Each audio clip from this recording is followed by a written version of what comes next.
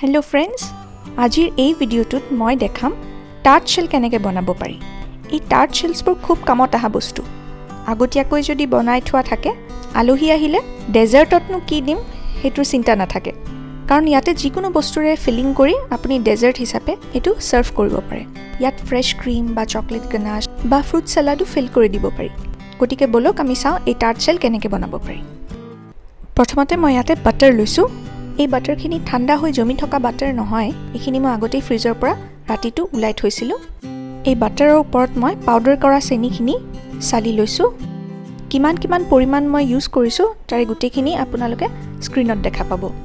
ইয়াৰ লগতে মই লৈছোঁ কণীৰ হালধীয়া অংশটো, যোনটো আমি য়োক বুলি কওঁ। এতিয়া গোটেইখিনি ভালদৰে মিক্স কৰি লওক।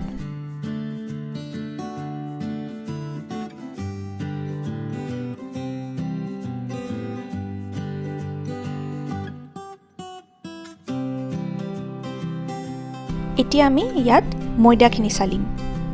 ফ্ৰেণ্ডছ, এই ভিডিঅ'টোৰ পাছত মই আৰু কেইটামান ভিডিঅ' দিম। সেইকেইটা ভিডিঅ' হ'ব টাৰ্ট শেল ফিলিঙৰ ওপৰত।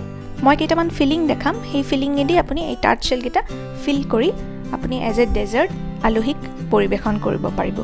গতিকে এই ভিডিঅ'টো অহাৰ পাছত যাতে আপুনি ভিডিঅ'টো মিছ নকৰে, তাৰ কাৰণে মোৰ এই চেনেলটো ছাবস্ক্ৰাইব কৰি থ'ব আৰু বেল আইকনটো ক্লিক কৰিব নাপাহৰিব।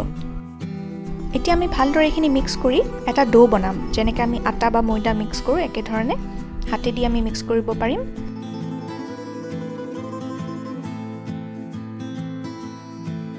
এই ডোখিনি হৈ গ'ল। এতিয়া আমি কেইটামান টাৰ্ট শেল মোল্ডছ লৈছোঁ। এনেকুৱা মোল্ড আপুনি বজাৰত কিনিব পাব। কেকৰ সামগ্ৰীৰ যিবিলাক দোকান থাকে সেইবিলাকত সুধিলে আপুনি পাব। মই এতিয়া ইয়াতে ভালদৰে অলপমান বাটাৰ গ্ৰীজ কৰি লৈছোঁ। এতিয়া মই ইয়াতে অলপ ডো লৈছোঁ। এতিয়া লাহে লাহে আঙুলিৰে এই ডোখিনি প্ৰেছ কৰি গৈ থাকিব, যাতে মোল্ডটোৰ দৰে একে শ্বেপ ল'ব পাৰে। যিখিনি বাহিৰত ওলাই আছে সেইখিনি মই কাটা চামুচখনি দি অলপমান চুচি দিছোঁ। সেইখিনি ওলাই গৈছে নিজে নিজে। এতিয়া যিকোনো বাতি এটা দি এই ডোখিনি প্ৰেছ কৰি আমি সমান কৰিম। বাতিটোৰ বেছটো ফ্লেট হ'লে ভাল। এতিয়া মই ইয়াতে সৰু সৰু ফুটা কৰিব লাগিব। এখন কাটা চামুচ লৈছোঁ তাৰ বাবে। এই ষ্টেপটো এইকাৰণেই জৰুৰী, কাৰণ এই টাৰ্ট শেলটো যেতিয়া অভেনৰ ভিতৰত বেক হ'ব যাব, এই ফুটাকেইটা নাথাকিলে এইটো ফুলি উঠিব, বিস্কিটৰ দৰে ফুলি উঠিব, যিটো আমি নিবিচাৰোঁ। মোৰ ইয়াতে আৰু অলপমান ডো বাচি আছে, গতিকে মই এই সৰু সৰু টাৰ্ট শেল মোল্ডকেইটাত একেধৰণে ডোখিনি ভৰাই যাম।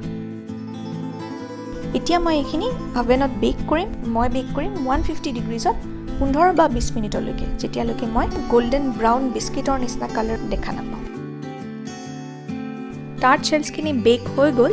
এতিয়া আমি এই টাৰ্ট শেলছখিনি এই সাজটো মানে এই মোল্ডটোৰ পৰা আমি ওলাই আনিম। একো কৰিব নালাগে, লাহেকৈ এইখিনি উঠাই দিলে ওলাই আহে। এই টাৰ্ট শেলছখিনি আপুনি যিকোনো বস্তুৰে আপুনি ফিল কৰিব পাৰে। মই আগতেই কৈছোঁ, মই আজি ইয়াতে লেমন কাৰ্ডেদি ফিল কৰিছোঁ। এই লেমন কাৰ্ড মই ঘৰতে বনাইছিলোঁ, আৰু নেক্সট ভিডিঅ'ত মই নিশ্চয়কৈ লেমন কাৰ্ডৰ ৰেচিপিও আপোনালোকৰ ওচৰত দিম। গতিকে তাৰ কাৰণে চেনেলটো ছাবস্ক্ৰাইব কৰিব নাপাহৰিব, আৰু বেল আইকনটো ক্লিক কৰিলে লগে লগে ন'টিফিকেশ্যন আপোনালোকে পাই যাব। আজিৰ ভিডিঅ' ইয়াতে সামৰিছোঁ। নেক্সট ভিডিঅ'ত আকৌ লগ পাম।